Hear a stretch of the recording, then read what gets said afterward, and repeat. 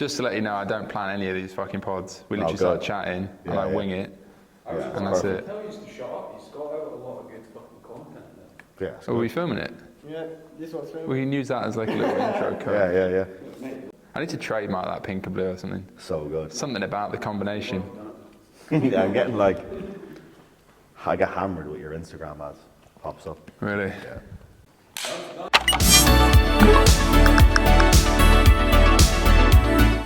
Right, we're back with so fucking weird not having a big mic. Yeah. Because I'm so used to throwing going. you off. Do you want me to bring you like? We No, get no, your it's fake mic. It's fine. We're back with episode 61. Am I looking at the camera on it? This is so fucking, you can keep this in. This is so fucking formal, the setup. And it's throwing me off. Back with episode 61 of the Midnight Pod. We've got Graham Hussey. We're in the Dream Factory. Is it the Dream Factory? Dream No, Factory? just Dream I guess Factory. it's the factory of dreams. Yeah. Something like that. And we have the correct pink and blue hues. And I feel very out of my depth because we're in a proper studio. And I was just saying it feels like we're doing Justin Bieber, 10 Things I Can't Live Without or something. And we do have a £10 unit of Prime energy drink. If I was 10 years younger, I would care about this. Yeah. Because I'm not. I just like the taste. But Do you actually like it? What one's that? Tropical Punch. I had that lemon and lime, which tastes like flat 7-Up. Do you ever just like? Yeah, I mean, I'm actually working on the idea of doing like a ready-to-drink kind of mushroom energy drink style thing. Kind of like Prime meets mushrooms Counts as market meets research, Gradient that can or something. But it takes so fucking long to make, Yeah, no. as does every consumable product I'm learning. But like with every pod, we're going to go through your story. I'm going to learn a lot because I'm probably the worst fucking host ever because I don't do research. I just come on and figure it's like a conversation. It's never an interview. We just have a fucking chat. You've obviously got an interesting fucking story. I've done a bit of research. I say I don't do any research, but I do a little bit. Dream Factory is obviously not your first venture. No. You said you've been in content for ages. I've just realised you're fucking from Dublin, or near Dublin. Which I'm proudly half Irish with 12 Irish cousins from Clontarf. Where's the start entrepreneurially for you? Like going back, I'm going to guess, I don't know how old you are, but a bit older than me. Definitely more experienced. Do you reckon? Oh, that's a nice way to put it. More experience. I'm 33. Yeah. Yeah, the worst age to be an Irish person. But you know what? It's like the entrepreneurial journey. It's like I usually go my previous business, which is Startup Van, which was I ran for 7 years before this. But truth be told, I was always up to some shit, right?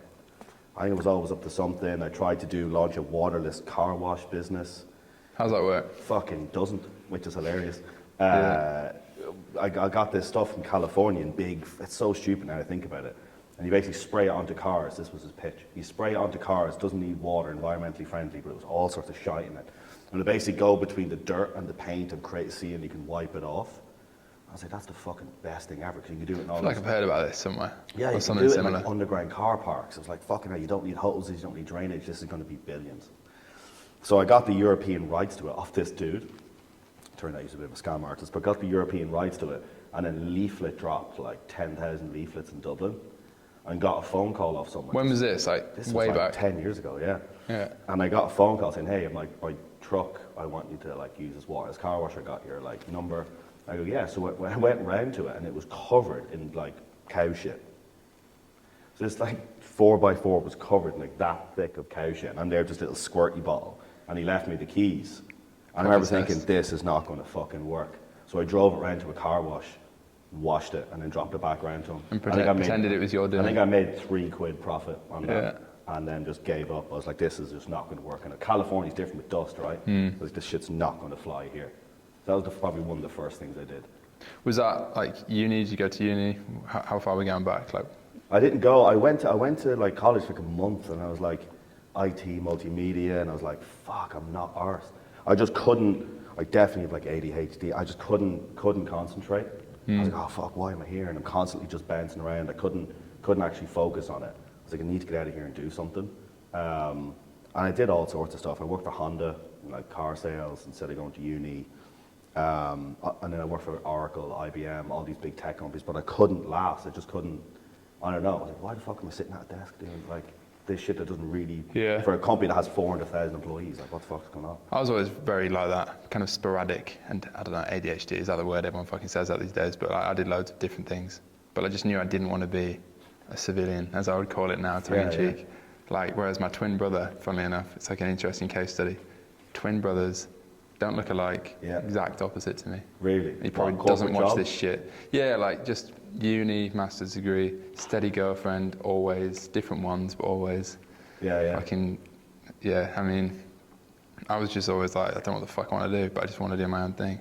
And then just did loads of random shit. Have you had him on the show? No. That would be fucking crazy.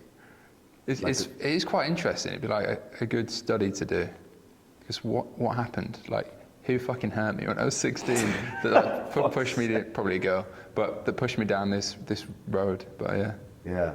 So, Like a so I weird, can like, relate to that, being like quite random and shit. Because wasn't that the Andrew Tate thing? Not to compare you to Andrew Tate. Yeah, no, wasn't I mean, that some I girl didn't called him even... a dick and he was like, fuck you, and Well, do weights or whatever? I don't know. I mean, I'm definitely a hopeless romantic. So Fuck. there's always a girl Female somewhere. viewers. Yeah, I mean, that's where the pink and blue probably comes from.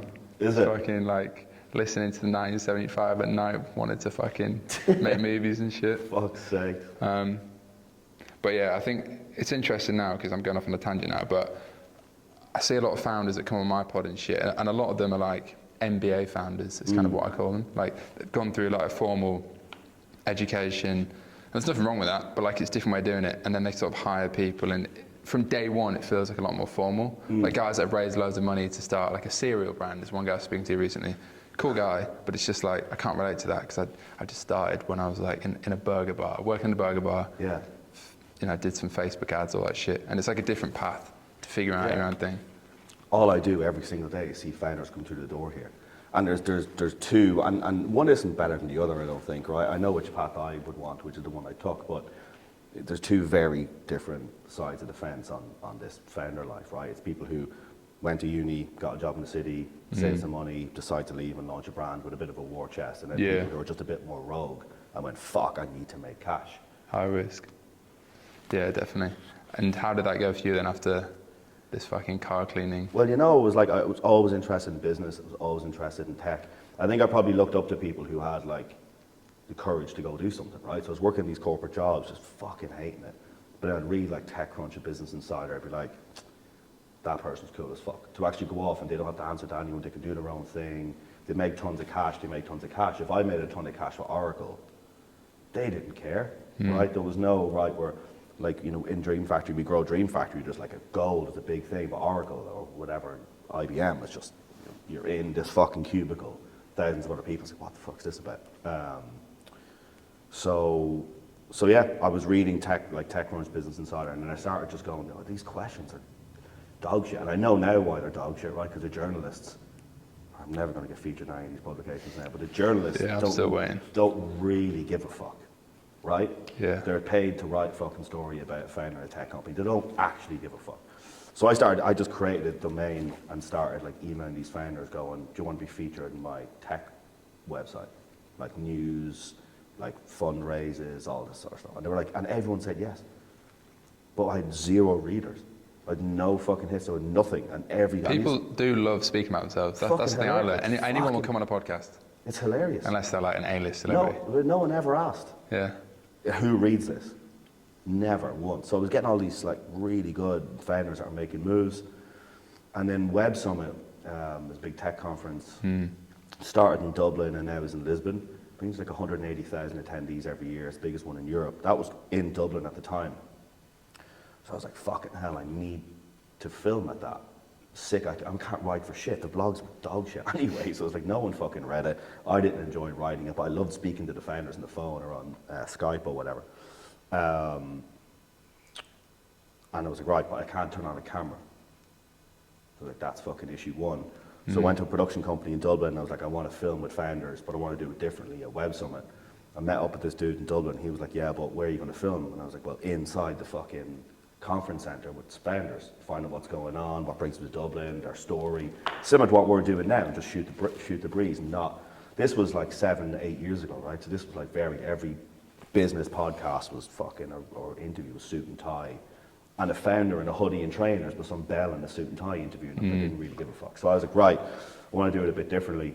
But the guy from the production company was like, it's going to look and sound like shit because it's going to be in the conference centre. It's going to be noisy as fuck. No one's going to watch it. As soon as they hit play, they're going to switch it off. You need to get a studio. It's like, fucking hell. And this is something I realised to this day, is that sometimes you just need to roll with the escalations, I think, right? It's just, he goes, you need to get a studio. And I didn't go, oh fuck, I'll leave it so. I was like, oh fuck, studio, okay, we're doing it bigger. And I just kind of went along with the whole thing. Hence where we are now, it's the same fucking thing. It's like, let's just roll with these escalations and keep going. And then there was no studio in Dublin. That was fucking within a 40-minute drive of this conference.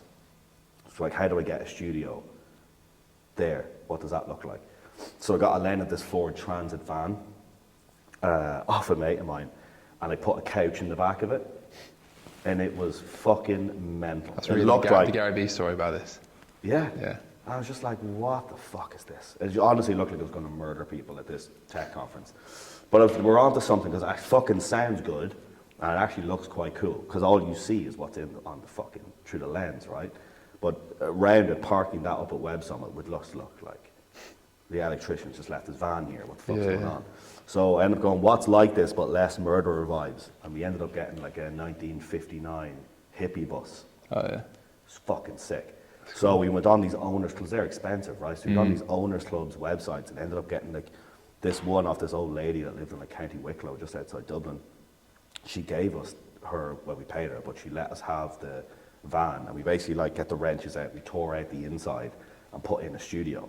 And we did the same test shoot again, but it fucking looked sick. It sounded great, and it was like a bit of a thing. I was like, all right, we'll call it Startup Van, because we can't think of a better name right now. And then called Web Summit, and they were like, best idea ever. Like, let's do it. And it was a fucking 3-minute phone call. Was this like a side thing at this point? Yeah, You're still yeah, working, this was just on the side. What, for Oracle or what? IBM, yeah. Right, yeah. And then I was like, come off the phone going, that was fucking remarkably easy. But then I was convinced myself, you know, as a founder, you're like, that was easy, but you convince yourself why? I was like, well, they need content, it's something interesting, it's a value add. These fuckers are paying 800 quid to come to Web Summit. It's a value add for them. And then I got an invoice for 87,500 euros from Web Summit. And I called going, is that for me? Is that what the fuck's going on? They were like, well, Microsoft or whoever would pay that much money for that square footage in our conference, so why would we not charge you? And I was like, because I'm not fucking Microsoft. One. And then had like, not a row with them. I was like, fuck, like, I shot a promo video. I announced we were filming at Web Summit. You know, you get fucking cart before the horse stuff with founders. As soon as I come off the phone, I was like, right, promo video. And they never told you this? Never, just went, sounds good, let's do it. Like, here's the dates, here's the space you'll be parked in. Let's go. 3 minutes. I was like, fuck, easy as fuck. So announced it on Twitter. And then what I did was I just basically like followed every single person that followed Web Summit. And it was like filming founders at Web Summit was on the bio. So I see people saying, oh, I want to be in, because everyone, like we said, everyone wants to be fucking featured. So everyone started following back, and we shot a promo video. We got like fucking drones. Like back then it was like more expensive to have drones or whatever. Yeah. And I said to Web Summit, I was like, we're after fucking announcing this shit. And they're like, we don't give a fuck. And it was this big thing. I was like, right, what will we do? Well, let's park the van in Temple Bar in Dublin, where just people go and get pissed after the conference. And it worked. Like, we just pulled up outside Dublin, dropped a Google Map pin, tweeted it, and we had queues of people all night wanting to be interviewed. I think we did like 120, maybe more interviews across 3 days. But what we did was we had an editor come in at like 3 in the morning or something, get the files, take it off, edit it throughout the night, and we were releasing Web Summit videos before Web Summit. So when someone searched Web Summit, it was Startup Band coming up before Web Summit, because it was like proper. How long was each interview? I'm guessing not 2 hours, you did 120 of them. No, like 3-4 minutes. Yeah. But the thing is, we were like, it wasn't a fuck you to Web Summit, but it was more like a, you know, what do you actually think of Web Summit, right? Like, you paid this much money to come here. And a lot of it was like, yeah, they told me I won a competition, you know, to come to Dublin, and then after I won the competition, they wanted $5,000 off me for this booth. It was only 1 meter, and we only had half a day with it. You know, it was like the truth coming out. I was fucking loving it. I was like, brilliant, keep this shit coming, because they're drinking or whatever. You didn't pay that 87k invoice, I'm guessing? No, fuck them. Yeah, definitely not. But looking back now, people that drunk and not signing release forms, I don't even know if that would have stood up. But anyway, we released it and didn't really care. And then we were handing out these business cards, and paid like 20 quid for it. And they had like a Gmail on it, Gmail account, like startupan@gmail.com. Was handing these out. So I back into IBM that Monday. I was like fucking back. I felt what it felt like to be a founder, of like running this thing, making the decisions, not answering to anyone. And actually getting a level of respect off other founders, going, respect for getting this van, getting this gear, getting all these people and doing something fucking cool. So I'm back in like a little bit depressed on that Monday morning, like putting on my tie like a fucking bell and going into this job that I fucking Back hate. into the matrix. Yeah, basically, right? And I sat down at the desk, but opened up Gmail, and I seen like loads of founders going, hey, where can I get my footage? Thanks for the interview. And then some invites to like different cities to come film, but they were just founders like, hey, I'd love for you to come to Nice to film with me in France. I was like, oh, that would be sick, but I have a job, right? But then there was ones in there like Oracle was one, funny enough, and then Sage, the accountancy software company, PwC, EY. There was these emails dotted in between, which was basically like, we paid Web Summit 150 grand, and we were handing out mouse pads for fucking 3 days, nobody gave a fuck about. Yeah. But we were there for drinks, and people are queuing for the startup van thing. So how can we get involved? I was like, fuck, how can they get involved? Didn't have a fucking breeze. And then a couple of days later, I ended up going to the Shard to meet Sage. And they were just like, they were really sound actually. They were like, we don't want to change it. We just want to help bring this around the world and sponsor it. I was like, fuck. So I'm back and had to come up with a price.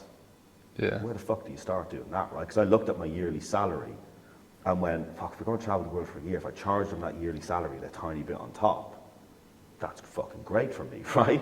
Don't have to come into IBM every day, can go travel the world and do this, they'll pay expensive and I'll get round about my yearly salary. And I spoke to this dude who's actually, I haven't spoken to him in a while, but he like had creative agencies and stuff. He's like, Sage is a multi-billion-dollar company, and they are like throwing 150 grand for 3 days at Web Summit. They're going to travel the world for a year with them sponsoring, and you're going to charge this much. So he like saved me a massive fuck up, because you went back in with a fairly hefty sponsorship package, and they were like, yeah, done. And I went back in the day after. So between Web Summit and me quitting my job was about a week, something like that.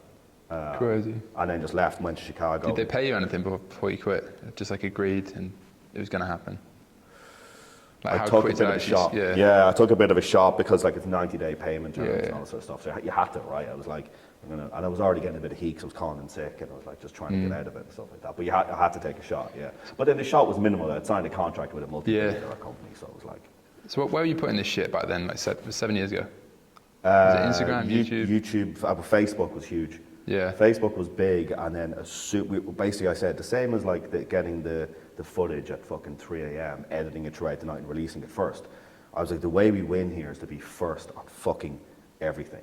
So as soon as Facebook Live was released, we used OBS software to basically fake Facebook Lives. So we produce proper content, we edit it, multi-camera setup, and then we do Facebook Live. So people looking at it, people doing Facebook Lives off their fucking, look like a Nokia, right? And then all of a sudden we were coming and doing these Facebook Lives that looked sick, which got loads of traction because Facebook were pushing live because they just released it. So between there and YouTube were like the two places that we posted it. Then what the fuck happened? You go worldwide. Did that for years. You hire anyone? Like how, Yeah, it was a really small team. It was How me. did it look? It was me, my co-founder, and a videographer, basically, for years. Super lean operation. And then we filmed with a dude in Hong Kong. He was like a senior director of like HSBC or something, and he was fucking nice dude. But you know some stuff gets under your skin and you maybe have a point to prove. We were out for dinner and we were having loads of whiskeys and he got really drunk. And he goes, I love what you guys do, so cool. He goes, I just wonder would anyone give a shit if you didn't have these cool vans. And I was like, that's a fucking rude thing to say. And I laid awake that night thinking, is he fucking right? Like, how long is this vintage Volkswagen van film studio thing going to be cool for? And will people actually care? So like a month later, we got, you know, at Pier here, you can get pop-ups around London and stuff. Yeah. I got one in Old Street Station, just right beside where people go down into the tube, and like built out a studio, kind of like that set over there. Actually, that fucking couch was in it, Sick. and did the pop-up studio, and it got a ton of attention. BBC Business came down, loads of founders came down, and that was us proving it's not the fucking van, it's how we interview people, it's actually because we give a shit that we got that. So the whole concept broadly was just getting people that haven't shared their stories to do a quick interview, and people love it because it's anyone, rather than just people on a pedestal. Well, my thing is, before I started Startup Van, if I wanted to watch video content with founders, it was like Richard Branson. Yeah, exactly. And you're like, it's such a fucking leap to go, you know, and it's like, oh yeah, you know, like, You should work really hard, and he hops on his private jet and fucks off the neck. Yeah, and everyone's heard that story 100 times anyway. Yeah, but to me, it's actually cooler to hear someone who's a little bit ahead. Hmm. 6 months in business, 50k MRR. Because then you're like, oh, like, I could do that. I can do that, Yeah. right? Or like it's relatable more on a level Yeah. than an actual fucking billionaire, right? It's exactly what I thought about on the pod. Yeah. That's why I started it, really. Yeah, for sure. It's just more relatable, right? And then there's some people that kick around and you walk by them in the street and then you don't realize that, fuck, they have this business and they're kind of under the radar, which we spoke off camera. I think it's really fucking cool. Versus So someone true. who's like, kicking around in a Yeah, it's 3-day kind rented of. Lamborghini or So whatever. did that ever become a problem in terms of like scaling it? Like I was saying about my own pod, because obviously I think, if I got fucking Molly Mate on, we'd probably get 1 million views, but does she fit the niche? Maybe not. Is it Yeah. authentic? I don't know. Yeah, it did. It definitely did. Like it was definitely an issue that people were coming to us because we would get more viewership than if they did it. But then from where we're sitting, well, they share it on their Facebook or share it on their Instagram, and we probably do an extra 4 views, Yeah. right? So it did take a while to ramp that up. We interviewed Gary Vee, which Yeah, I've written about which made a big difference, right? that. So how did that come about? Tell the story. Oh yeah, this is from LinkedIn the other day. Yeah. Yeah. That's I what I didn't saw know. it. I didn't know who the fuck he was. First of all, not a breeze. And then one of my mates goes, "Oh, Gary Vee's coming to Dublin. He's filming at Dublin Tech Summit or something like that." What replaced Web Summit? Because when Web Summit left for Lisbon, a load of fuckers in Dublin went, right, there's a space here for a tech conference in this city.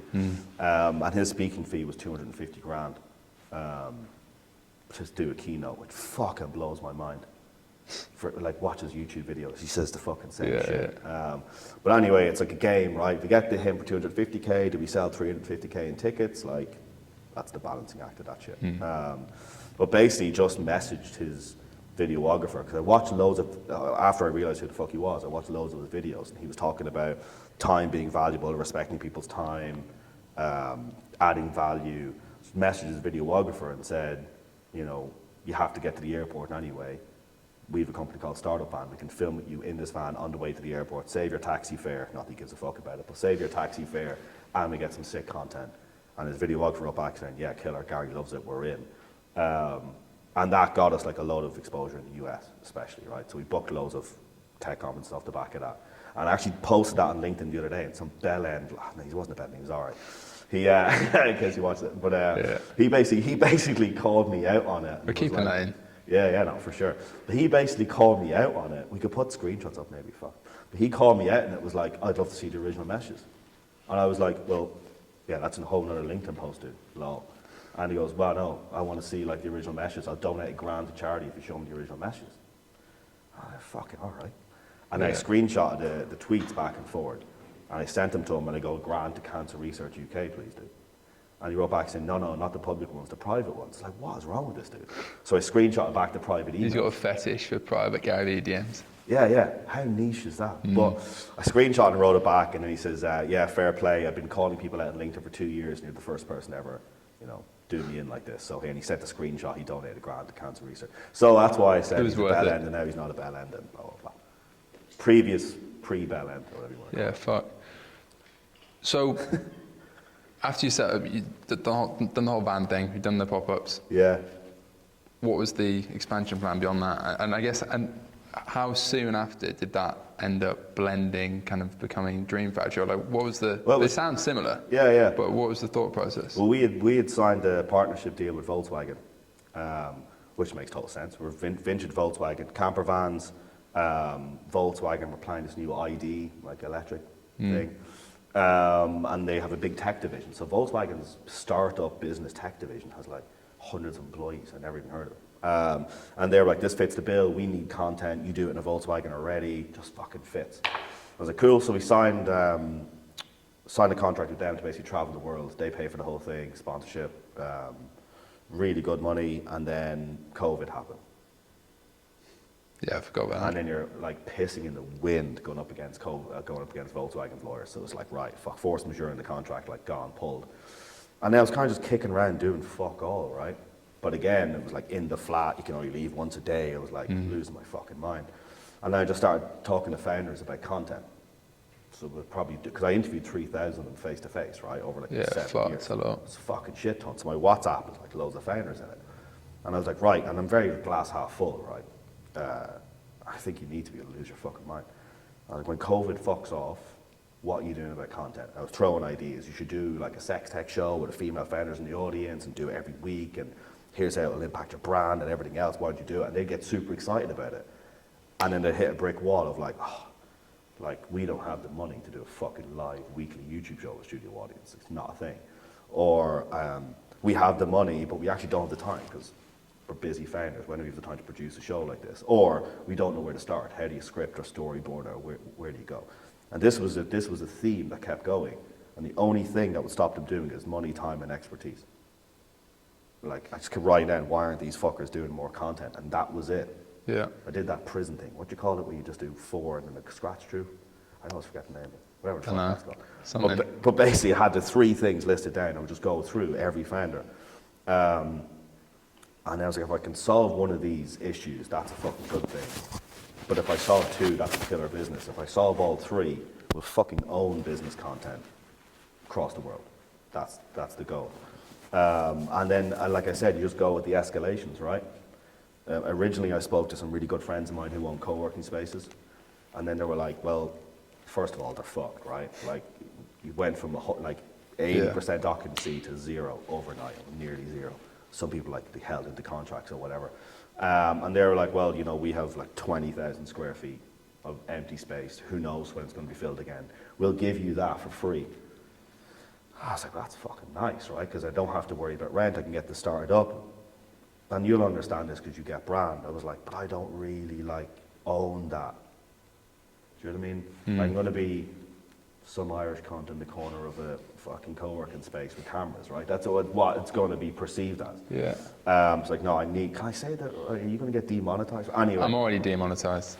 All right. I swear all the time. Yeah. But I was like, I don't really want to do that because they're going to go, that's not a brand. It's hard to build a brand when you're in someone else's building and you have to dance to their tune, right? You have to open when they open, close when they close. And I couldn't control the vibe. But I was looking around, I was like, surely there's deals going on with fucking retail units. And Sam, who's behind the camera, he ran this Japanese clothing company, at actually where you were, at Rivington Street, before you came here. And me and one of my investors went to look at it. But bear in mind, my investors, like, who came in on this, I was basically sitting there, like, in my head, coming up with this thing, and they were like, oh, fuck, that sounds epic if you can make that work. And they invested when it was nothing, right? Which is really cool. So had you decided that Startup Van was done? Yeah. I was like, well, first of all... With plans to come back, or just... No, I had no plans to come back with it. I said to my co-founder, it's just like, I'm done with it, right? Ran its course, did it for 7 years. Yeah, it's a long time. It's a long time, right? And truth be told, I think, like, there was definitely, like, in the latter stage of that business, there was definitely, like, co-founder friction, right? For sure. Which was just fucking stressful. You didn't mention your co-founder? Yeah, tend to avoid it, just gets me angry. Right.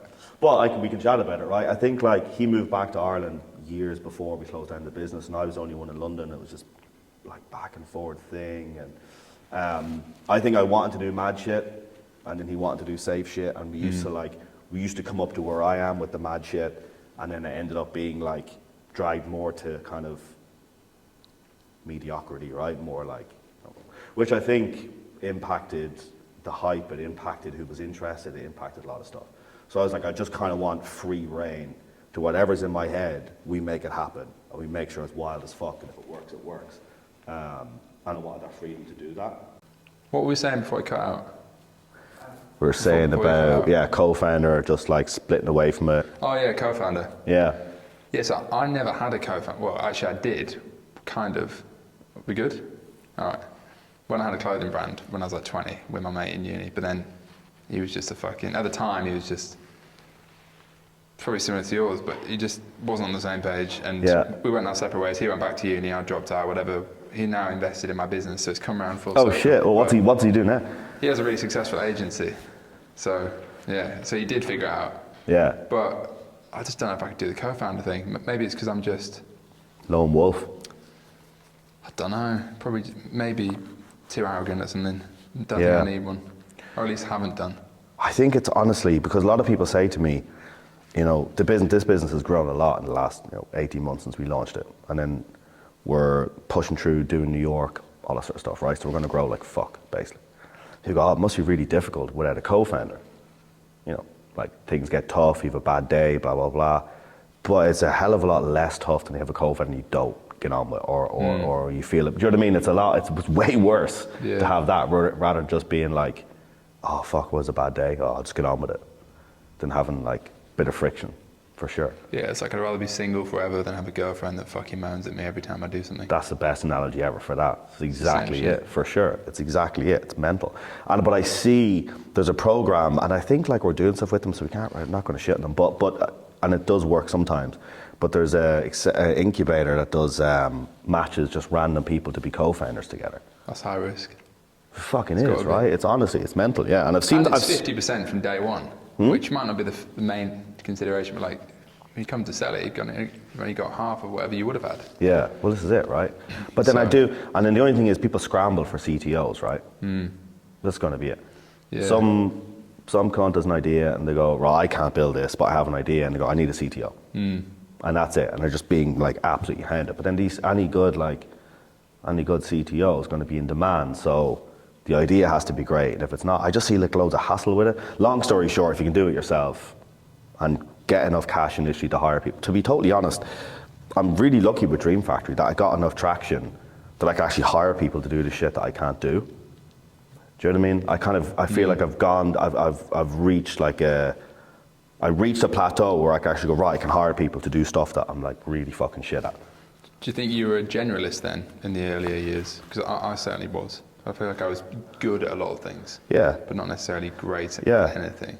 To be totally honest, if someone like, I've definitely had nightmares about this, of just like, who the fuck would hire me to do anything? Yeah. For sure, right? I don't know what, if I had to get a job tomorrow, where the fuck would I go? What does that look like? Well, you wouldn't, and you shouldn't, because you're obviously doing the right thing. Yeah. If you're unhireable, that's a good sign. Yeah, do you reckon?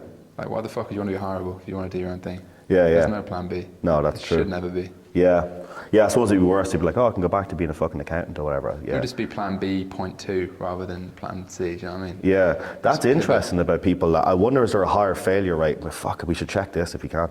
I wonder, is there a higher failure rate among startups if the founders have something to fall back on? Has to be, right? I reckon there would be. Fuck, that's It's interesting like stuff. back against the wall, isn't it? Yeah. Like, I don't know about you, but I mean, when I got into entrepreneurship, I was like, I dropped out of uni, I was working at Burger Bar, so I never went down that proper real job route ever. Yeah. Which maybe was fortunate, because I never got exposed to people whose mindset might have made me think, oh, it's too risky or whatever. Whereas like I consciously became mates with as many entrepreneurs as I could. Yeah. So I didn't feel like a lunatic, Yeah, even yeah. though I fucking was. Yeah, I probably yeah. still am. So it just becomes normal. Yeah. So I normalised just, like, I didn't even think if entrepreneurship was risky, even though I fucked up many times and actually like nearly completely screwed myself up in the past. Yeah. I still was like, oh, obviously I'm just What going was to the go biggest? again. What was the biggest one? You're like, oh, I fucked it big time. Not here. 2 years ago, Neon Beach. Really? That fucking business went into administration when I was 25. I lost like 7 figures. Fuck. Yeah, so that Was was my first episode of the pod. Was it? Everyone who watches my pod knows that was like the horror story. Holy fuck. Yeah. Because I think I met someone who was running Neon Beach and it wasn't you. Did you sell the brand? Yeah. Right, okay, yeah. Who was that? Someone brought in a neon sign. I was like, check this, like, do you want this neon sign? I Was was it like, E-Complete? Was Don't it know. something to do with E-Complete? don't know. 'Cause they're the Fuck, I'll guys that find can't out. I give have money. emails. Was it the guys at Wayfly? Yeah. Do you know them? I don't know them personally, no. I thought you might know them, because Jack, the founder, is a mate of mine and my biggest investor now. Oh shit. So yeah, it's a small No, I world. don't know them. And their office is Yeah, was on. Rivington Street. That's Yeah. why I actually walked past it earlier, and I was like, 'cause I used to go there. Did you? So I worked with them for 6 months. Fuck. It was when they yeah. bailed that business out. Right. Yeah. Fuck. It was fucked. Mental. It was very fucked. Yeah. Because they come in. Because obviously we have that big follow your fucking dreams neon. So I think that's why someone. Yeah, I did that. I made that for them. Or they bought it from their brand. And then I think it's still in the basement actually. I think they were winding stuff up or had to leave the office and they were like, hey, do you want these neon signs or whatever? Yeah. Fucking mad. Yeah, that was me then. But they're supposed to be sound, but I've never actually met them personally. Yeah, they are. They're cool. Yeah. But that was like, bouncing back from that. But like you say, you don't even think it's risky. You just take the hit. You know, Yeah. choice but to take the hit, I suppose, and Yeah. just be like, Yeah, it's like mentally horrible, but I never even, I don't know, I don't even consider like. was that a slow burn? Were you like, okay, I'm seeing this fucking coming? No, it was incredibly quick, but it was because it grew too quick. Really? I mean, I'll give you the 30-second rundown because everyone that watches this shit knows the story, but I had two brands. I had a jewellery business, which was successful, doing a few million a year, profitable, when I was like 23. Then I launched this neon thing on the side, but it grew to like $1 million a month in like 3 months. It was ridiculous. Like I had an ITV deal with Love Island, had private equity, interested in investing, all this shit. And I was just cocky and arrogant at the time. I was driving a convertible Ferrari, living in a penthouse, thought I was invincible. Yeah. And I had every reason to think I was because I'd grown like completely bootstrapped to like 10 million run rate and didn't have the foundations in place in hindsight. Long story short, this fucking factory, it was like B2B custom signs. It was a very complicated model compared to just shipping fucking necklaces like this. Yeah, where yeah. You've got them in a warehouse. So I had like 40 people in the Philippines working for me, which worked until it didn't work. Then I basically had a factory go bankrupt that would pay loads of money up front. They lost their main arm of the business because of COVID. COVID spiked demand, but fucked supply chain. Fuck. And then very quickly, like 3 million quid of orders disappeared. The Daily Mail on my door calling me a fraud. Like that's how bad it got. Holy Worse fuck. than you could imagine. Yeah. I had like my parents were getting people to visit their house 200 miles away looking for me. Like No it was fucked. way. That is fucked Yeah. up. Now it's quite funny. But Yeah. But at the it's time, funny it's like, because I survived it. fuck. But But, you know yeah. what? It's that kind of black swan moment of like, But if yeah, it wasn't like, for COVID, I it guess would still be. Yeah, it peaked, but then also crashed so quick, that was a lesson in itself. And we don't have to put this in if you don't want it, but did you like, because I definitely had a mindset shift when I met like an OG founder. And I was talking about Dream Factory and I was talking about the growth and I was talking about everything else. And I did this like, you know, we didn't go out and raise fucking VC money. Like I got a tiny amount to be able to sign a lease and like that was it, off some mates basically. And I was like putting everything back in.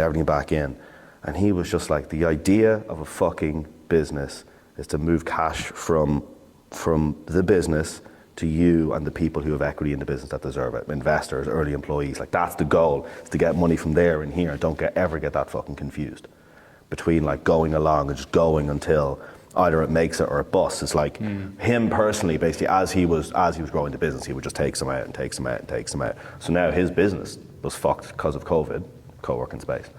But he's like, but he is like, no, he took out £2.5 million. He was more conservative though, more risk averse, is what you're saying.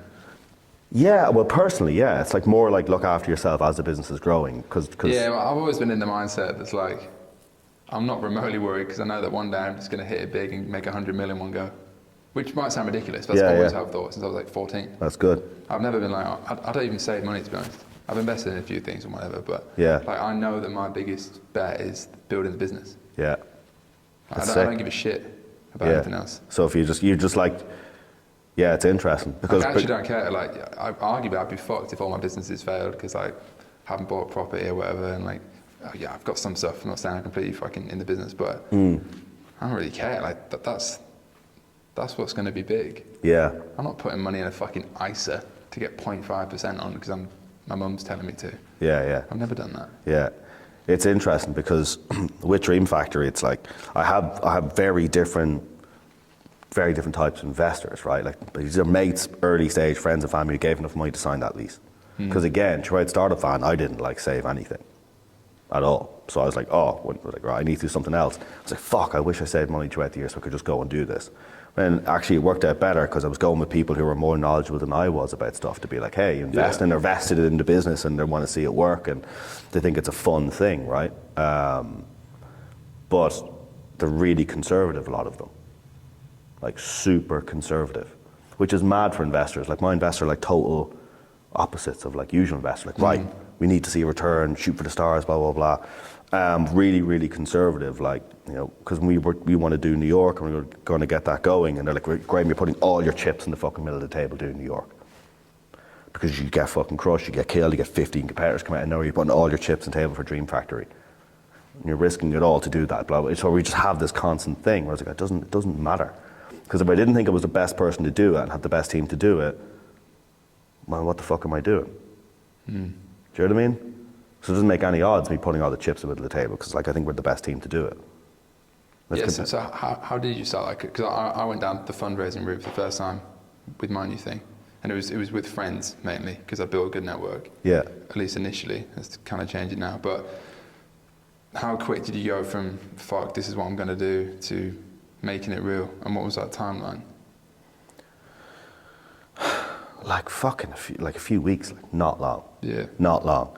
As I said, like, you just roll with, as it escalates, just roll with it. So I have a big fucking, because a lot of people get scared about, like, you have an idea, don't tell anyone. You know, you come across people that can get, it's fucking bullshit, Yeah, right? such bollocks. But I just fucking told everyone. So from Startup Van, obviously had a huge network, interviewed thousands of founders, loads of investors, VCs, angels, all sorts. So I just called fucking all of them. It's like, I'm doing this is what it is.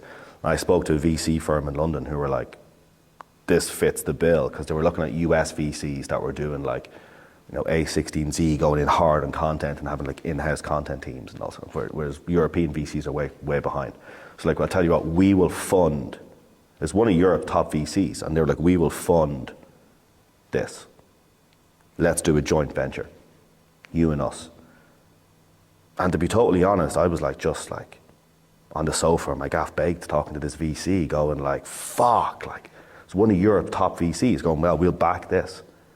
And bear in mind, this idea was just in my head like a couple of days before that. So I just, again, picked up the phone, called everyone going, one of Europe's top VCs going to back this business, blah, blah, blah. I spoke to AJ. I got an intro to one of my mates, to AJ Leon, who's like owned Misfit, creative agency, ex-Wall Street, like just crazy Cuban legend. And I was excited to tell him, I was like, I can't wait to like, you know, flex a bit and go, oh, you know, this fucking VC's back in DF, we're good to go, blah, blah, blah. And he was like, listen, homie, the way he talks, he's like, yeah, listen, homie, it's the shittest idea I've ever heard. And I was like, what? He goes, you don't even know what this fucking business is. You give it half of it away. Fuck are you doing? And he like snapped me out of that shit ASAP. Yeah. He's like, who's paying your fucking salary? And I was like, oh, well, in the beginning, yeah, they will. He goes, they will. Exactly. Shut the fuck up. He goes, I'm in for the first check. Go raise a round of funding. And then that was it. So a couple of days after, he was the first check in. A couple of days after that, I'd raised like 136K to go sign the lease, basically. But when I ask people what you think I raised for DF, they always say like, see this building, the outdoor branding, and they all go, oh, like 5 or 6 million probably to build up. Because all co-working spaces raise that much money. But that's 136K. What, in total? Mm-hmm. Yeah. So it's like, but when anytime I say that, I always see people kind of, I can see it in some people's faces that like have production companies or this or that, and then they kind of immediately go, oh, I wonder could we fucking raise my, do you know what I mean? You just naturally just see it. But unless you spend 7 years eating dog shit, interviewing founders, building your network, and just going through those motions, you don't have a fucking hope if anyone's watching. Because it's fucking blood, sweat, and tears for years, and you don't have any clue how. Yes, you build the credibility. Build the credibility. And people are backing you more than anything. For sure. And fact is, I said it earlier on in the thing, if anyone did go to launch a Dream Factory rival, it's an office building with some fucking cameras in it. Not a content creation house for startups. That's what they'll have. For sure. And what was the business model in your mind initially? Like when you fucking raised that money, had you even thought about that? Or was it just unlimited content creation for £1,000 a year? Is that even possible? It was for a while. Yeah. Unlimited content creation for $9.99. Unlimited video, audio, and photography. I'll take you up on that. That's a good deal. Yeah. But it's mad. But we had that basement in Rivington Street, which is about 600 square feet. And we just got, we to be totally honest, I think I said this recently. I didn't say it until recently. I kind of kept it close to my chest. But we signed people up for a Dream Factory to create content before we had cameras, because we didn't have the money to get cameras yet. Yeah. So like people came in and seen Rivington Street and seen this construction going on. I basically sold them the dream, and then the initial, 12 or 13 members who came in, I took that 13K and went and bought some cameras, and that's kind of how the business started in the beginning. It was like, sell it before you have it, right? I was like, this is the fucking dream. You have to sometimes, right? Pre-sell it. And it's class that they believed in it then. And like, those members are still members now. It's sick. It's a bit of a stinger to have to pay 5K, but it's still a bargain, right? We look after some of them, but sometimes you just have to do it, right? And then we expanded to this, and we didn't raise any more money to get this. We used the profits from there to get this, which has leveled everything up, right? All I give a fuck about is the members here, the content they produce is the best it can be. Because, you know, a brand like yours, if you have access to, here's the sell live, a content creation house, right, to create unlimited content for your brand, do a podcast around it, do product photography, do videos, do taste testing, do live events. You could basically do fucking everything. And if you have that for $5,000 a year unlimited content and your competitor has to spend $5,000 or $6,000 a pop, there's only fucking one winner there out of the two if you're going to back one, right? And that's what I want for our members here. Unfair advantage through Dream Factory. Let's start charging more.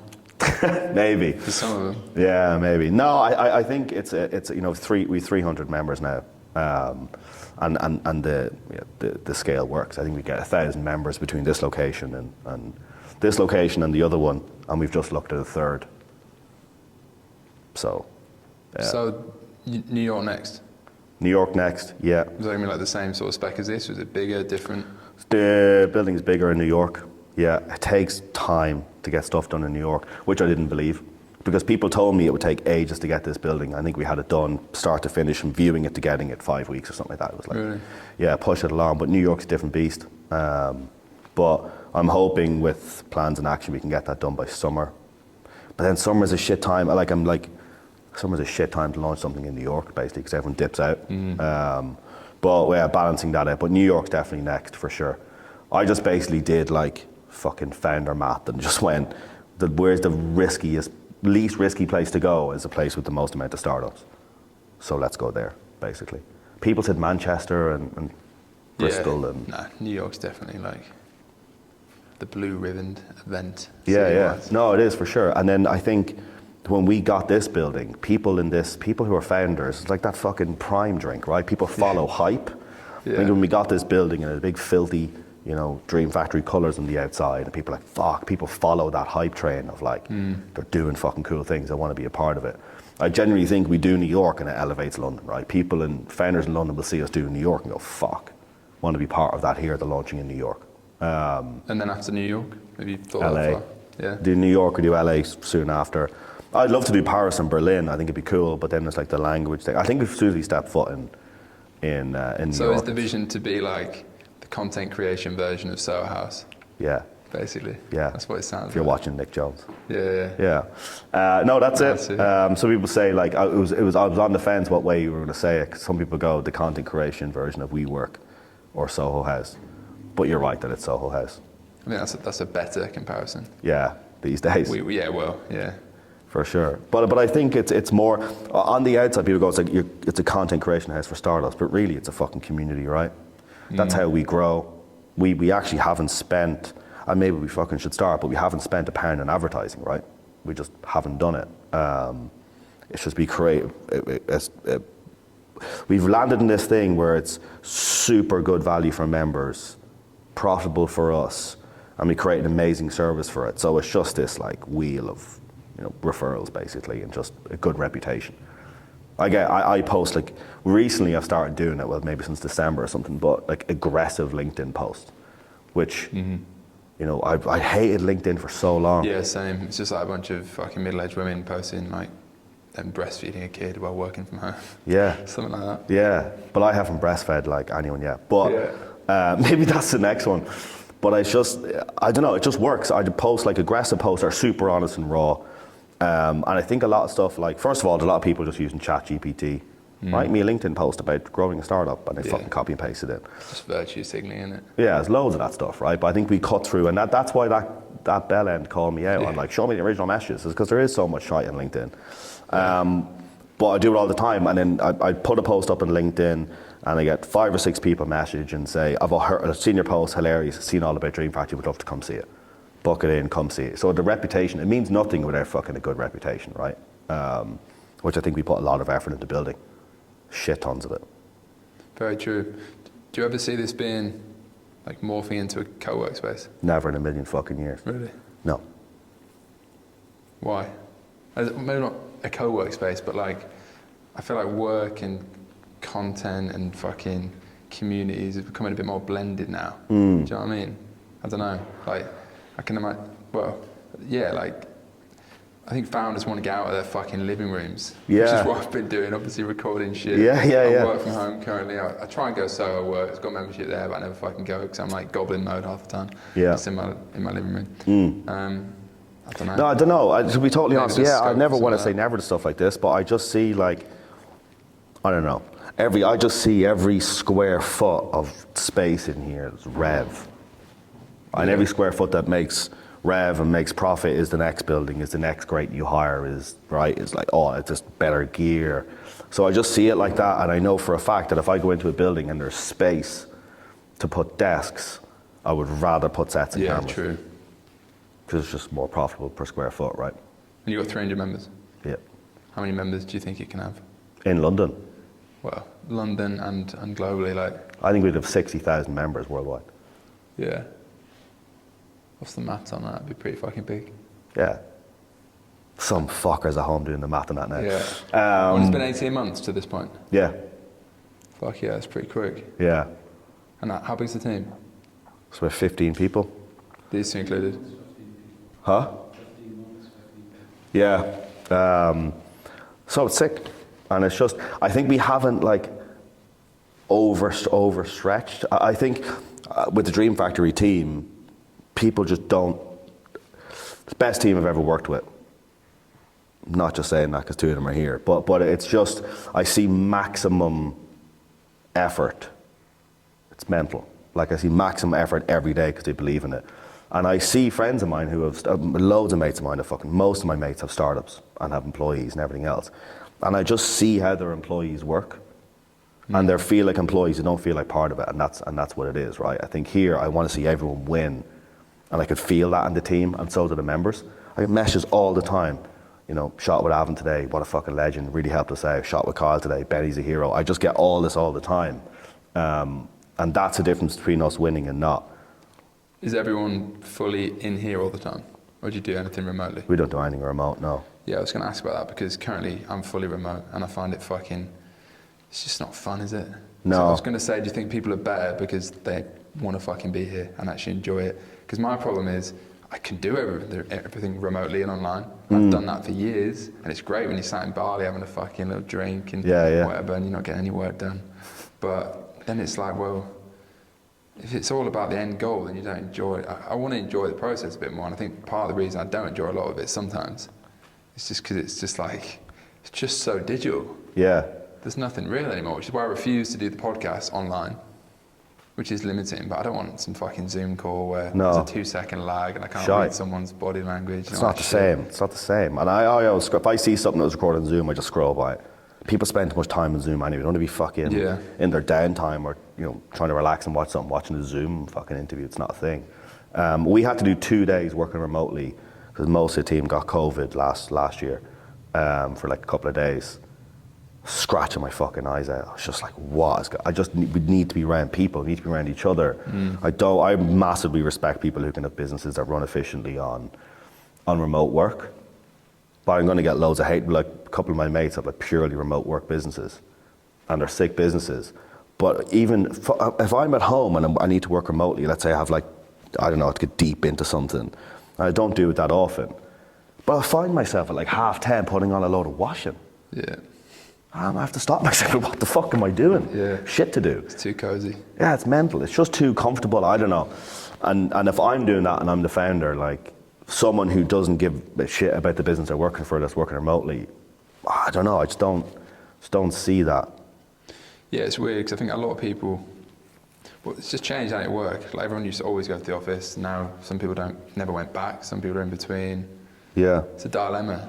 Yeah. Because like I can't work out what's the best way to scale a brand where I'm at now. Because it's that stage where, yeah, I could have an office, but do I really need a fucking small office that would have, I don't know, 2 people in, because half of them are in a different country? Should I force them all to be in London? Do you know what I mean? I'm constantly debating this. I'm like, do I just get a cheaper flat and just get an office, or because like right now I work from home, so I have a fucking fancy flat and all this shit. Yeah. It's But I difficult. suppose if you were to hire again, you maybe just or hire more people. You just hire those people in London because you've an office in London and one kind of. Yeah, so that's what I'm trying to lean towards now. I think it makes a There's so many fucking. exceptions to every rule. There's people that have done it fully remotely. You know, you read about some fucking billionaire that built a business in Airbnbs and shit. Yeah.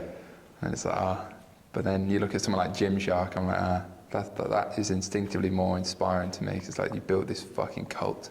Yeah. And you have like actual people in a place doing shit. I stayed off camera. I like spent a day in the Huel office. Yeah, where's that? Isn't near it? It's like it's like outside London. So it's like an hour and a half on a train outside London. I couldn't tap. That's how far it was. Yeah. I was like, why isn't this fucking working? What's the crack? To buy a train ticket. But yeah, so it's outside London. But they got the people who designed WeWork to design the inside of this Huel office. It has a full gym.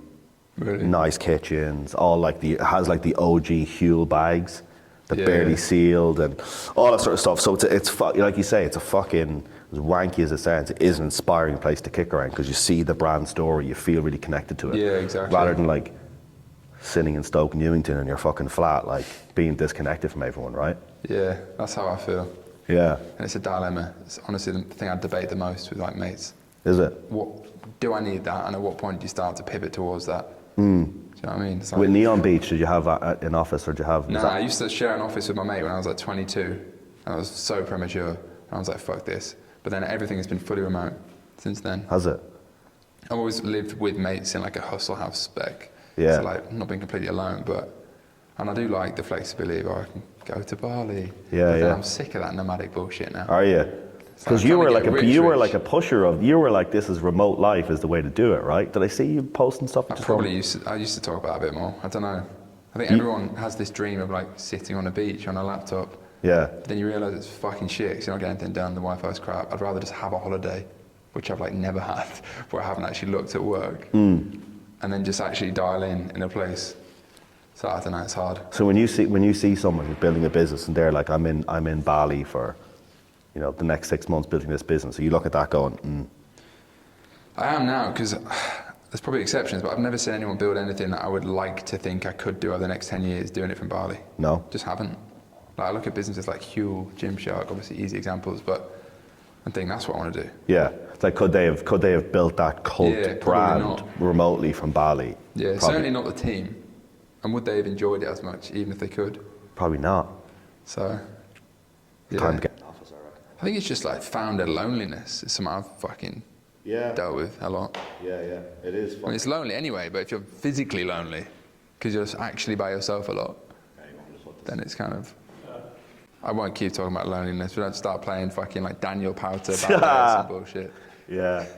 Fucking hell. Do you know, you have me thinking about this. Founder loneliness is a real thing, right? And not to go into it loads, but then you have me think of it. It's fucking cool to gather people together. Yeah. See it. And it's like, in Dream Factory here, it's like fucking ships in the night. Someone comes in to film, someone's leaving, and they cross paths.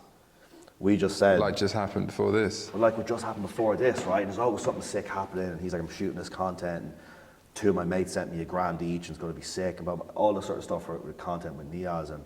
But that happens throughout the day, but you have this like minute or 2 crossovers, which are fucking cool.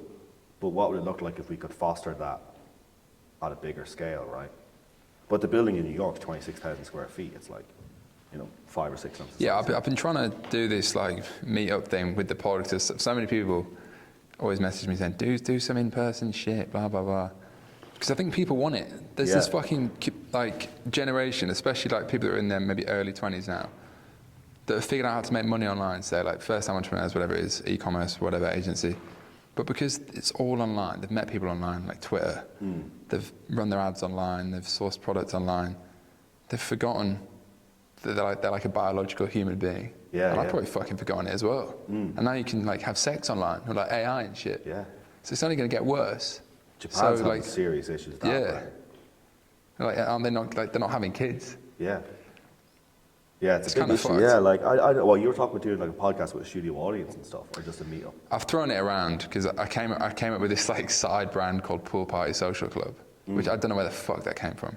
It was just, I liked the sound of it, and it was like this 80s vibe, and I was like, oh, I should do some like members club. It was going to be like, it's Like going that to Pool be. Suite NFT thing. Yes, it was kind of inspired by that, so I should probably change the name. But Yeah. I haven't done anything with it because I'm just like, I don't want to do something and then people think it's shit. But then that's my you don't problem. seem like a guy who gives a fuck about that. Nah, I don't really, but I should just do it because, yeah, the point is, yeah, like in-person shit, it's actually good. Yeah. Do you come across founders a lot that can like add value to what you do? Or do you just do your own fucking, like you say, lone wolf, you do your own thing? Yeah, I mean, like all my mates are founders, so I've got a very good circle of them. I guess it's not that big, but I mean, the ones I speak to on a day-to-day basis, so that's good. I guess doing the pod, I always meet people. So like 3 of my investors I met on the pod. Did you? One of them I met on the pod, he got pissed and he sent me the money the next morning. Class. So that was good. Yeah, yeah. 'Cause that's why I like doing it in person. That wouldn't have happened if we did it on Zoom. Not the same thing. Because there's like the connection Yeah, side, yeah. especially when you have a bottle of wine. He's in your flat, like smashing Yeah, wine exactly. around, Yeah. It's almost like too intimate, but it's good. Yeah. I just think this fucking generation's missing that. Even with like dating apps and shit. This Yeah. is going down a whole rabbit hole, but I just think we're kind of fucked. Do you reckon? Like the whole birth rate thing. Because the problem now is there's so much access to everything, so much convenience that there's like no point getting dressed up to go and meet people. Because I can just fucking speak to them or message some girl on Instagram or Hinge or whatever it is. Yeah. Which we're all guilty of. So you think you have to put less effort in? Which everything's instant, isn't it? It's like instant gratification. Like you can just fucking look at a girl on Hinge. You don't have to go and meet someone in a bar. Chat to her and Yeah. yeah. So people are losing those skills as well, I think. Or losing the confidence to even go out and shit. And What's meet your new opinion people. on Thursday as a brand? I think it's very cool. I've never really used it. I've used Hinge more because I think the stock is better on there. I'd love to get the founder on the pod, George. Yeah. I don't know him. I know friends that know him or whatever. But I think they've done that very, very well. Because the reason I say it is because they're doing in-person stuff, right? Yeah, so I want to do more in-person stuff. Well, for the first time, in-person stuff for Space Goods because I've never done. Because like I was saying, I am the person I described. I was running Instagram ads. That's all I've ever done. Like I grew up doing e-commerce and it was all digital, which is great. But then you forget like the customers are real people. Yeah, yeah. Let's do some massive 10-meter inflatable mushroom in Hyde Park and fucking get the police to take it down. Yeah, yeah. I don't know, some shit like that. What did you with the jewelry brand? How much like sourcing that jewelry? Like what was that like? Because that was the first business, right? Oh well, That was business, but like one of my first ones that did pretty well. Yeah. Yeah, I mean that was just like China. yeah. So I went to China with my mate. That was a fucking weird trip. Was it Like like yeah. mainland China? Yeah, I went to Guangzhou, and I got my drink spiked. I think it was a heavy night, heavy week. Fucking hell. I thought it was going to be super. I was like, oh, they're going to be so conservative. We won't drink or anything. On the first night, we're going out and we're shotting beer. That's like what they do, and every time you drink it, they fill it up. It's Yeah. like culture. Yeah, yeah. It gets you fucked. So I was just so fucked. Yeah, It was so crooked though. Some weird shit. really. Yeah. I had a weird couple of days in Hong Kong.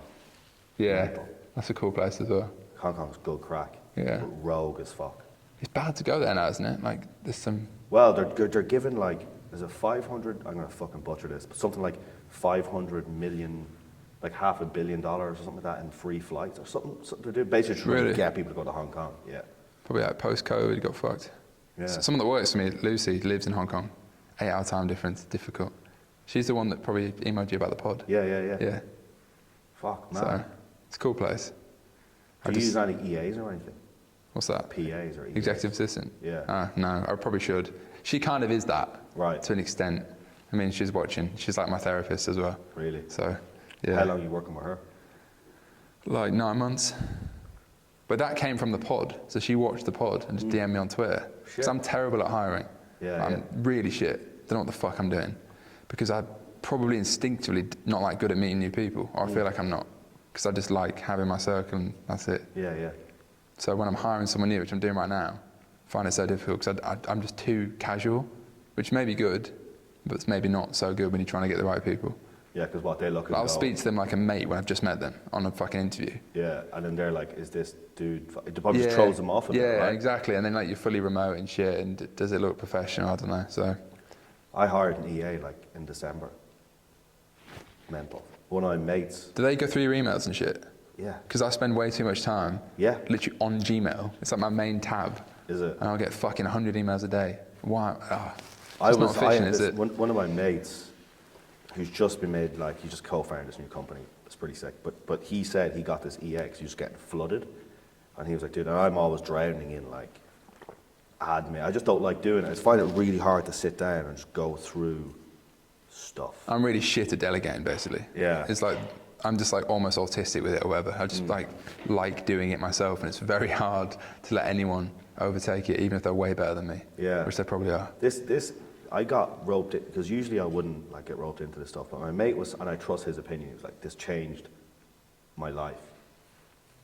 And he's not one of these like sentimental fuck. Yeah. Like, you know what I mean? He just gives you straight. He's like, it's genuinely changed my life.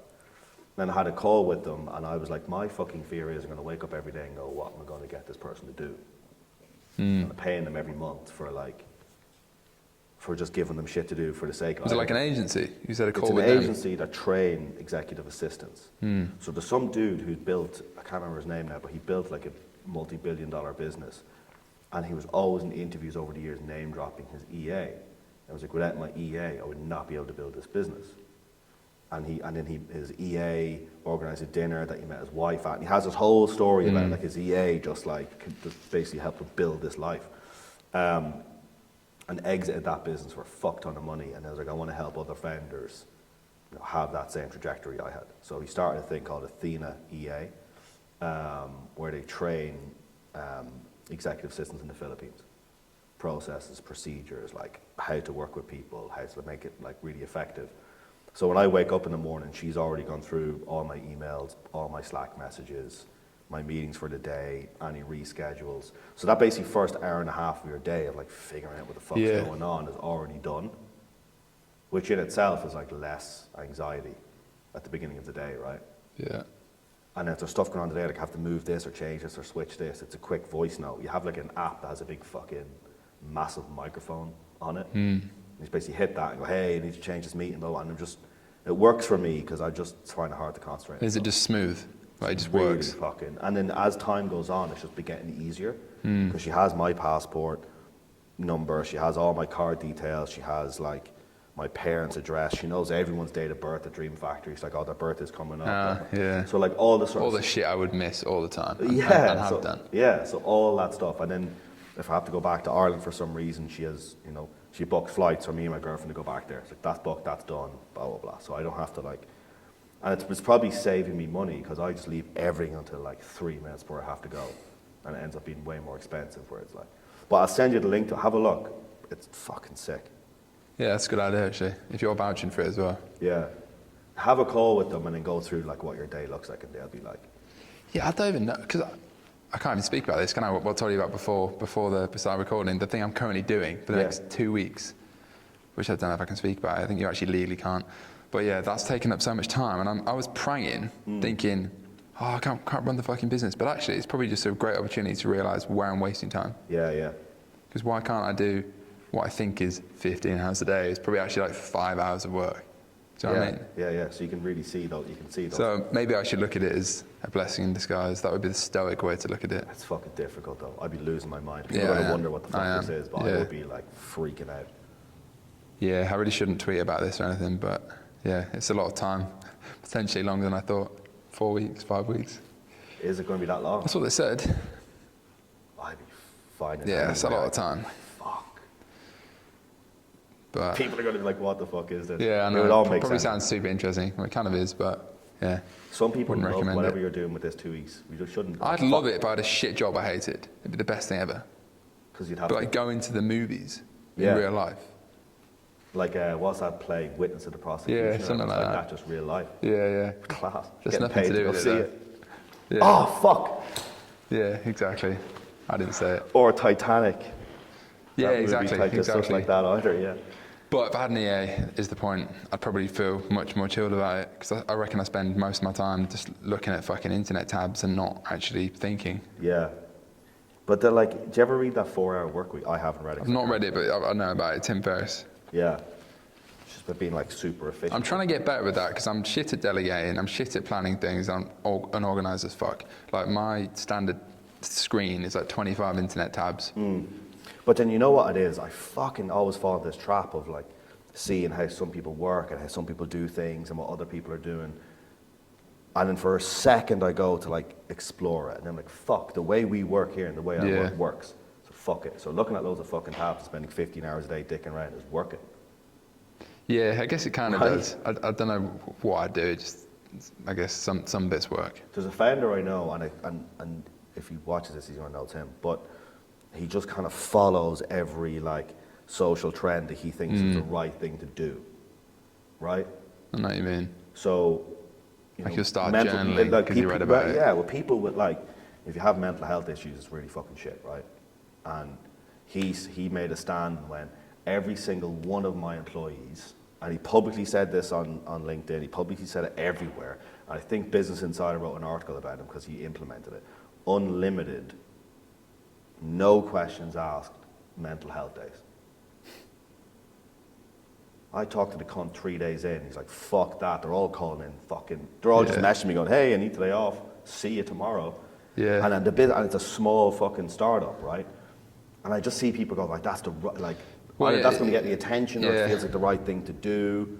There is a bit of a snowflake culture. Like, I don't know. I feel like because I speak about like my mental health and shit on my pod and whatever, and people probably think I'm a fucking soppy cunt because I am sometimes. But I'm also just no bullshit. Like I'm not. Yeah. I don't know. I think it's because I just fucking worked in Waitrose and had to figure it out myself. So I know that I work very hard, and that's what it fucking takes. Do you know what I mean? Like even when I go running, I'm obsessed with running now. So I'm trying to do like a sub 2:45 marathon now. Sick. I did a sub 3 originally. Like everyone said that would never happen, but I just know that if I go out for a run, either I'm beating the next cunt or I'm dying. Yeah. Because it goes back to when I used to do rowing and shit, and it's like being in pain. It's like David Goggins. I read his books, I'm like fucking all gassed. Yeah. Anyway, where am I going with this? Like, there was like some TikTok trend of people working in San Francisco and they work like an hour a day and go and fucking get their nails painted. Yeah. Here's my day at Facebook. So I do wonder if this generation's just fucked because of just instant access to everything.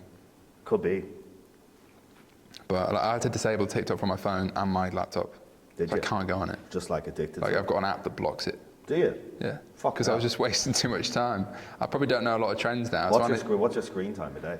Probably incredibly high. Do you want to check it? I'll check mine. It might be low today because of where I've been. But you check the average one, right? Yeah, well, wait, I think I've got the thing. Here we go, screen time. It's probably not that high. My daily average, right? Are you ready? Yeah. That's not even showing. It's that bad. My daily average is 12 hours, 41 minutes. Oh, of wow, screen that time. is high. That's fuck. Huh? I don't know if I that's... don't know what's going on. Mine's literally not showing. 0, but it's not as high as that. It's probably about 6. Yeah, that's a hell of a lot. What's yours? What? I need to put this fucking phone down. Mine for my phone, 1 hour? 2 hours. That's very low. Well, unless that's including my laptop. No, I don't think it is. What? I put an hour. I put an hour on my socials. So anything social. I deleted Instagram for 6 months from my phone, and then I just found myself going on fucking like desktop Instagram to look at girls. So I just stopped. I just put it back and just accepted that it's part of life. But at least it's like a lesser of two evils in TikTok, right? Or Yeah, is it- exactly. That's kind of where I draw the line. Instagram, Twitter's all right. We put that there, yeah, like, but you have to see, like, yeah, you're looking at girls, but also you're kind of maybe seeing trends, or no, you're not. You're just looking at birds, right? Yeah. Yeah, probably. But yeah, I don't know. I talk about this shit all day, like where this generation's going and stuff. Like, that's why the whole like, Andrew Tate thing was interesting, which I shouldn't speak about on my pod. But like, he's been banned in schools or something. Whereas a lot of what he was saying is just work hard. It's obviously controversial parts, but it's just interesting where we're going. Yeah. I don't know. I feel like sometimes I always go in about, I do not buy in, which I said earlier on, to the fucking work. You need to be like a remote first company, and you can't be forcing people to come to offices. And when I come out and say, fucking bullshit, you need to get people around, because you're not going to grow a business. You have a greater chance of building a great business if you have people together, I think. Because I see mates of mine, my housemates work remotely. And it's like, kick around playing FIFA for 3, I hope their boss aren't watching, but kick around playing FIFA for fucking 3 hours a day. Yeah. In the middle of the day. I'm like, fuck, if you were working for me, I'd be raging. But then like, no, you wouldn't, because you wouldn't know. I'm like, all right, fair. Do you know what I mean? But I don't know. It is interesting, and then I see like people I know that are a little bit younger that never had to work in an office, and then if they do have to go in and work in an office, it blows their minds. That's kind of like me. I'm so Yeah. used to working remotely. I've never really done it, but I probably should, basically. And when I get out around people, I definitely feel more alive and shit. And So then you it's get like, energy fuck. from being around people. Yeah, definitely. Yeah. And then I still just resort to being a fucking gremlin and not even using my Soho Works membership, which is like a halfway house. You know, co-working, all that shit. Yeah. But yeah, something I've got to figure out. But yeah, you've definitely inspired me with a few things. Get a fucking EA and get people to go into an office. I reckon. Even if you do it for like 3 months. But I don't know how you measure the impact of that. Yeah, it's a bit suppose- different because I don't need to be in like a studio, say, whereas obviously you do if you literally want a studio. Different. Yeah. But I suppose, I don't really have a fucking choice with the team here, right? It's not as if like we can remotely shoot stuff that's happening here. But unless you did it with Rev, but I don't even know if that's accurate. If you got like a team in an office in London to smash it out, and if Rev increased, how do you put it down to people being in the same room, right? Yeah, it's difficult. The age-old question. I've got a few final questions, which I always seem to pivot towards. Otherwise, we could get way too philosophical, and everyone would fucking click off, which I always try and do. Where do you see this going over like the next 5 to 10 years? Have you thought that far ahead? I mean, it's called Dream Factory, so you must have big dreams for it. It's a good name, by the way. Who came up with that? Yeah, me. Was it you? Yeah. Yeah. And then do you know what the fucking mad thing is? Not to go on another rant, but I'm excited as fuck to get this launched in the US. So I don't know if you've seen this, but a lot of like British and Irish founders, British and Irish investors, they didn't like the name. Really? They were just like, oh, it's a bit like, and I could tell what they were trying to say. They're a bit like, oh, it's a bit like grandiose, or it's a bit like, this is the dream factory. No, why don't you call it like Entrepreneur Studios and blah, blah, blah. And like, I was like, no, because that's shite. Yeah. But I think it's like a big... That's the equivalent of why I despise all my competitors who call their products mushroom coffee. Call it fucking rainbow dust. So much better. Yeah. It's the same Do you have logic. competitors that just call it mushroom coffee? Like Dirty, London Nootropics, all these shitty little brands. Yeah. Brown packaging. Wait, what, are you an investor or some shit? No, it's just funny the way you said it. They aren't fucking members, are they? Well, they're not anymore. Are they? Oh, fuck, brilliant. Are they actually? Yeah. Make sure we don't come in at the same time. It's a big scrap. Brown packaging. Someone emailed. No, they were around before I was, but it's just, I like pink. They're supposed to be in next month. Let's see if they do. Yeah. If they watch this, they won't. They know if I'm coming in. Now.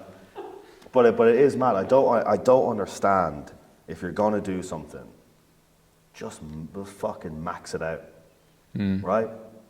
Like, I don't understand why you wouldn't just come up with a name that's fucking sick and branding that's next level, and just why would you call it? So why would you just go, oh no, that seems like I'm bigging the business up too much, or it's fucking mad. Yeah, that's the same reason people buy silver Vauxhall Corsas.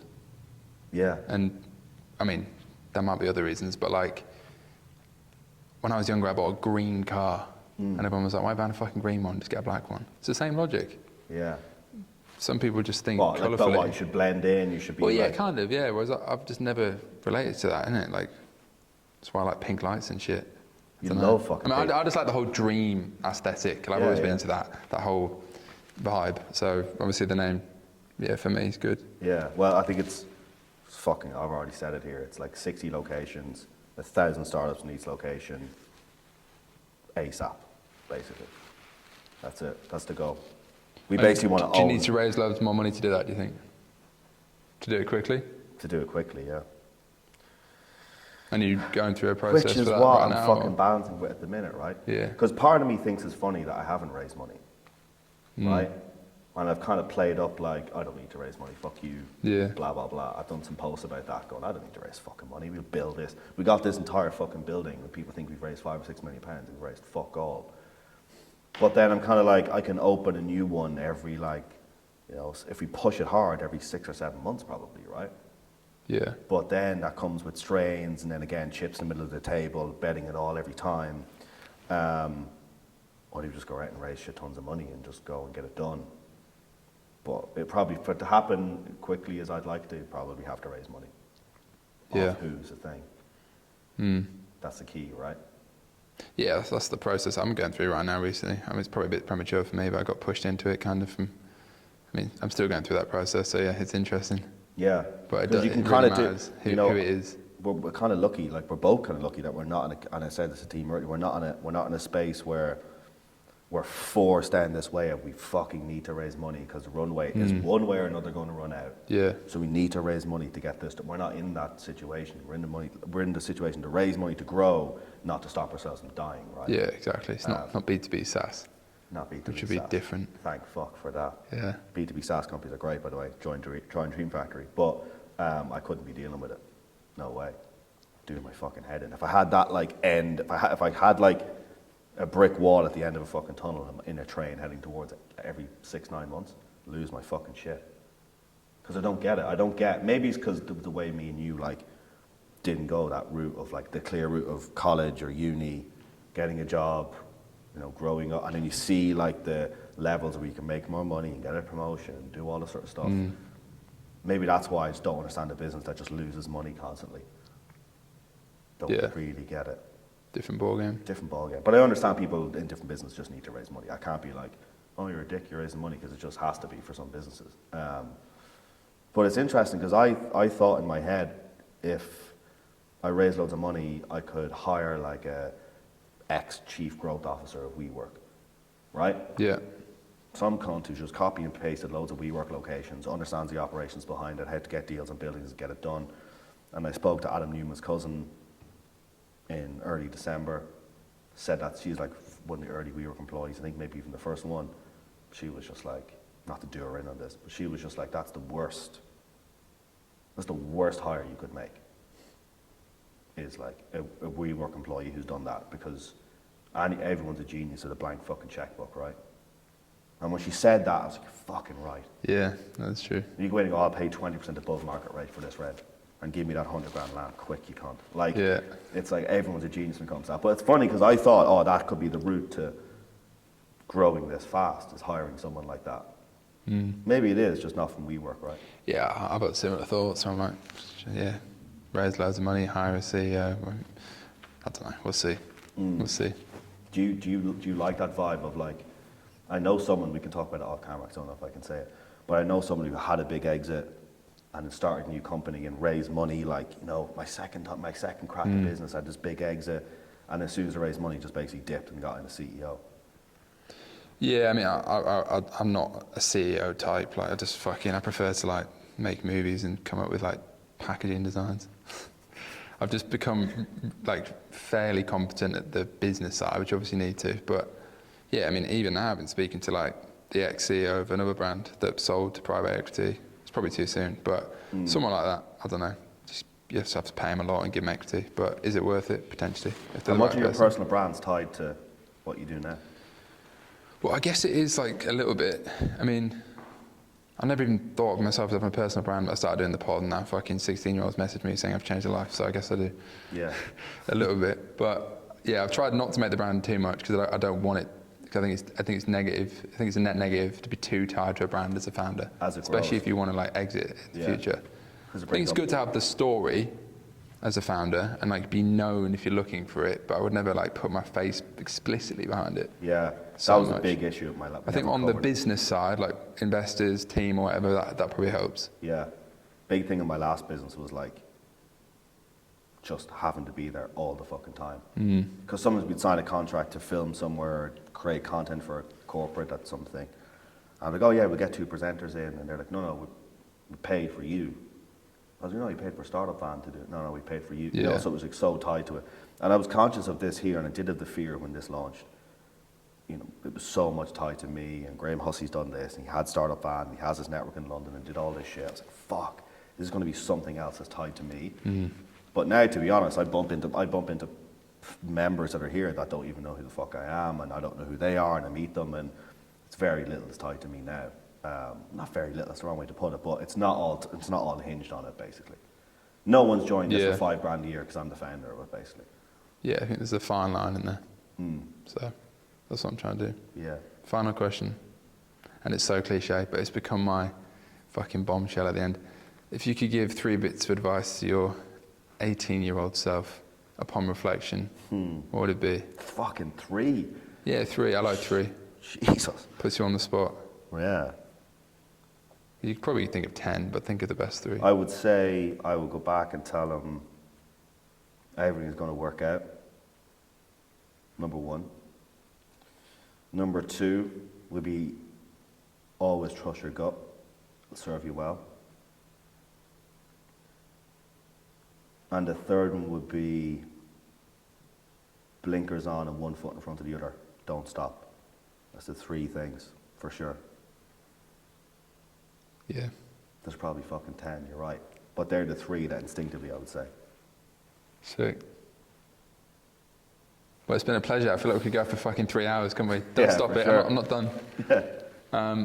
Yeah, as always, we'll put all the fucking links below to Dream Factory, all that shit. I actually feel like this is a very relevant audience. Oh, yeah. Potentially. Yeah. Unless all these guys haven't actually started a business yet. But my audience is basically all founders. That's why I always say my 7,000 subscribers is more valuable than 1 million people fucking clicking on some OnlyFans model from India. Yeah, for sure. You know, there might be some exceptions, but that's what I think of the audience, so hopefully. We need to do the in-person thing. I'm speaking to the camera now.